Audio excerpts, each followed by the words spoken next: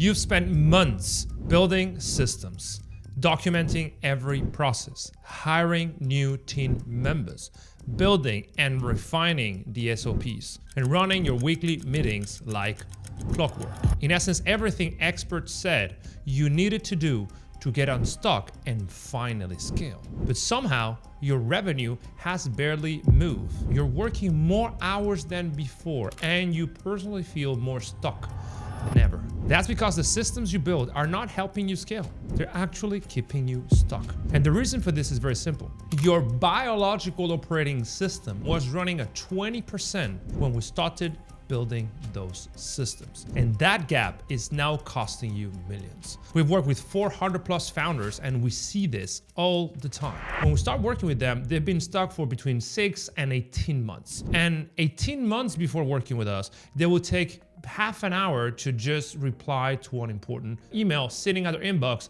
for like 3 days. And that is because they had hit a biological ceiling that they didn't know how to solve. And they started thinking that the solution was to build systems. That's why when you first start your business, you could sit down and knock out 3 hours of deep strategic work. But now, within 10 minutes of sitting down, you are getting distracted with Slack and back and email. What happened? The market didn't change. Your skill set didn't change. It is your own brain that now is rewired for distractions. In other words, you have hit a capacity ceiling. And if you build systems from that depleted state, you chronify that depletion. That's why you can have the best hiring process. But if you interview fantastic candidates when you have had zero recovery time, when your clarity is not on point, when you can't obviously focus on the conversation, you miss obvious red flags and you end up wasting time and money because you're cognitively maxed out. And every decision you make in that state is just a coin flip. The solution is not to try to design better systems. The solution is to first master the most important system there is, your own brain. Because if you don't do this and you build systems from a depleted capacity, then you're not really solving any problem.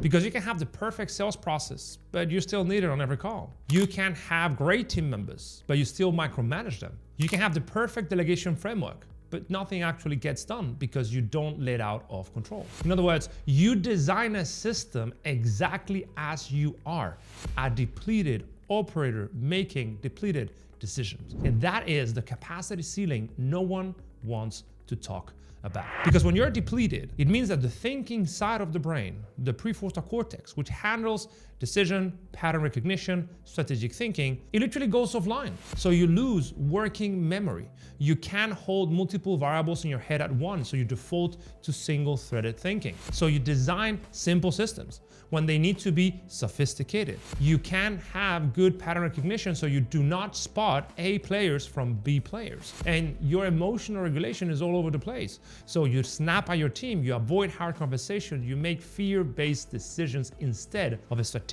decisions. You are encoding that lack of capacity in your system. And it gets worse because you feel like you're making good decisions. The part of the brain that would notice the decline is the same part that is impaired.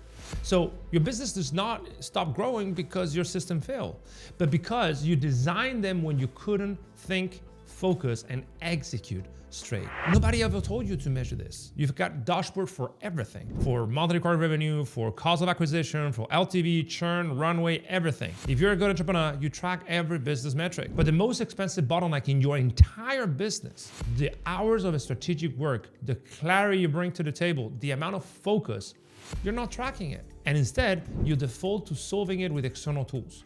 Hiring more people, a new CRM, a new system, join another mastermind. When the problem is that you haven't yet trained your brain to handle the cognitive load of what you are building. And it gets worse because the more you stress, the more you deplete yourself. So you work more hours just to compensate, which leads to less recovery time, which shrinks your focus windows even more, which affects your decision even more, which in turn creates more problems that need to be addressed again. So you can't think out of this momentary cognitive impairment. You must rewire your brain and build capacity first, because systems are just multipliers. They amplify whatever state your operator is in. If you're at 20% capacity and you 10x your system, you double your output. You're still stuck. But if you're at 95% capacity and you 10x your systems, you literally 10x the amount of output. So in essence, it's not what is the right tool, but rather, am I making the right decisions from the right state of mind? And here's how I suggest my clients do it. Step one is to always measure where you actually are.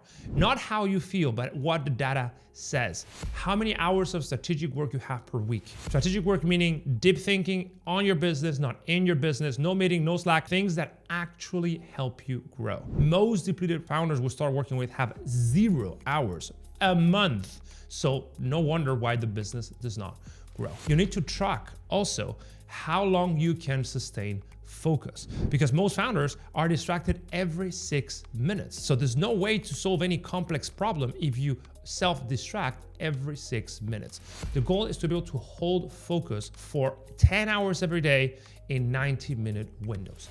That's the core KPI we want to aim for. Also track emotional hijacks. How many times per day do you get angry, anxious, or avoidant of the small things? How many times do you procrastinate? It's very important that you track this because it is a measure of your emotional management. Also track how long does it take you to make decisions. Every time you make an investment, do you need to think about it for 3 weeks? Well, then, my friend, you're not going to be successful. You need to train yourself to make decisions within the same day, to consistently have the ability to gauge risk and move fast. Another question is, do you have enough feedback loops?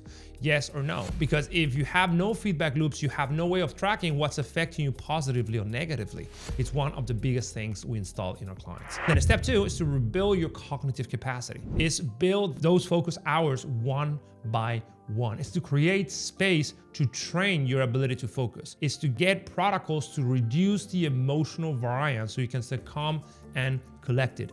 It's to install feedback loops in your life and in your business that tell you how fast you're moving, how well you're doing, and more importantly, how to get better. Your brain is a muscle. It atrophies without training. And these are the core KPIs of your transformation. How long you can sustain focus. How long can you stay calm? How fast can you make decisions that are well calibrated? How well you can execute without getting distracted. And how good you become at staying focused when the world is trying to distract you. Step three is to rebuild your emotional regulation. That honestly is one of the most important transformations you can have as an entrepreneur. Because every time you get triggered by a Slack message, by a client, you literally are hurting your ability to think. So the first step is to get better at pattern recognition, is to notice what triggers you, and then to build recovery rituals so you can have a saying in how your nervous system actually interprets those triggers. Because every time you're triggered, you are activating the fear response. Your nervous system cannot differentiate between a Slack message and an actual threat anymore. So you must absolutely train this so that over time, nothing faces you. And you can do this with feedback loops. So track how many times you get triggered and what actually triggers you so that over time you can rebuild your life so that you don't get triggered anymore. And finally, the fourth step is to rebuild your systems. Now is when you rebuild your system.